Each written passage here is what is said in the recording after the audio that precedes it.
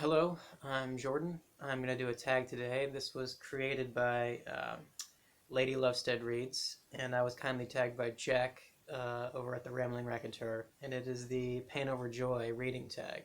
And it's a great tag because it's not one of those ones where you just essentially give like a list of books. I love those. I love doing them and I like watching them, but this is the kind where you are kind of prompted to talk about the way you think about reading and the way you read. So the first prompt is, do you mostly read books illustrating pain or books illustrating joy, and why?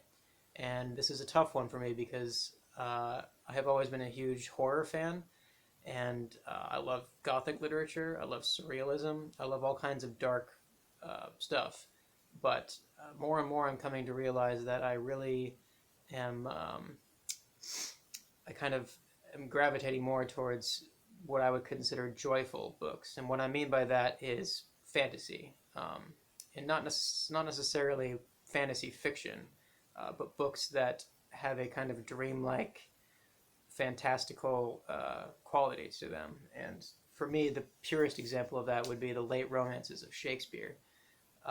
These are fabulous uh, dreamlike fantasies that all culminate in a final scene of reconciliation and forgiveness. And those scenes to me are extremely affecting, I think largely because they exist in this impossible fantasy realm. And then another writer that comes to mind is my favorite living writer, and that's John Crowley, who manages to just imbue his books. They're just saturated in a sense of just magic and possibility and just like infinite richness, often coming from just everyday, ordinary, mundane experiences. So that's another writer that I find extremely joyous. And then, of course, another writer that came to mind is Gabriel Garcia Marquez, particularly 100 Years of Solitude. But just magical realism in general, I think. Although it certainly deals with some very heavy themes, to me, the overall attitude is vibrant and colorful and uh, joyful, affirmative. And then one of my all-time favorite poets, W.B. Yeats, at least his early poetry is just a mystical kind of celebration of beauty and mythology. Um, and finally, what came to mind was actually, believe it or not, the prophets of the Old Testament, particularly the three big ones, Isaiah, Jeremiah, Ezekiel. And that may sound kind of out of place here because the prophets are, of course, known for being very obsessed with God's wrath and God's judgment and vengeance, but they're also obsessed with God's forgiveness and reconciliation with God. And there's a passage in Jeremiah that I think really illustrates that for me and really jumped out to me. It's when he's speaking of the Israelites returning to Jerusalem after the Babylonian exile.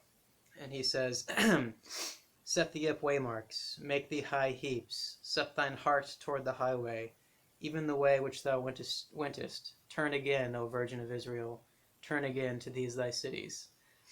And I don't know, something about that turn again, O Virgin of Israel, turn again, it just spoke to me more than anything else in Jeremiah. And I'm not religious at all, but there's something so affirmative and powerful and celebratory about that sentiment. So I guess what I'm trying to say is that um, joy, books that illustrate joy, to me are, I don't know. I guess they satisfy something that I didn't know that I needed satisfying in the last few years. So prompt two is, do you see books about pain as more intellectually valuable? Why or why not? This is another tough one because it really, I think, depends on what you're talking about. If you're thinking just in utilitarian terms, I would say certainly books about pain are probably more valuable because a book that's trying to accomplish a social function is going to focus on a social issue, right? And that's not going to be a joyful reading experience. Um, on the other hand, I do think a book that gives you that affirmative feeling, that those books that I just brought up do for me has value, at least on a personal level. So I guess I don't know. My answer to that one is I don't know. 3 is, why do you think major book prizes like the Booker or Pulitzer mainly award books about pain? I think it's probably, I mean, I don't know, I don't follow those prizes at all, but I think it's probably because kind of what I was just saying, that I think people, if they're going to award a book, they feel like it has to have some kind of function in order to justify that award. And functional books, I think, deal with social issues, which is painful. Um, Prompt 4 is, do you use and agree with the phrase guilty pleasure? Why or why not? Uh, yes, in as much that any pleasure is technically guilty, right? I mean, pleasure is a selfish thing.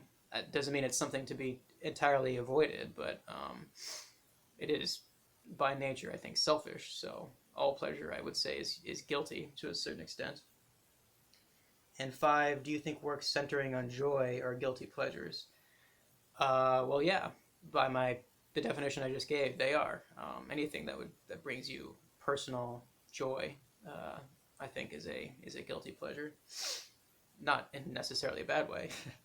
And 6, do you read in secret? Are there books you read but never talk about because of embarrassment, shame, or guilt about liking them? Uh, I don't think so, honestly. The closest would be like Stephen King.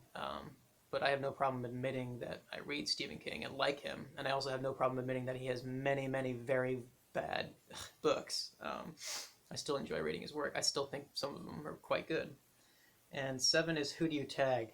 I'm coming to this pretty late, but I don't think that Christina over at Books, Knitting, etc. has done it, so I'll go ahead and tag her.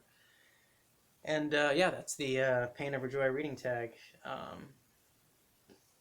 If I didn't tag you and you haven't done this, please feel free to do it and let me know what you think of my thoughts here. And thanks for watching. Have a good day.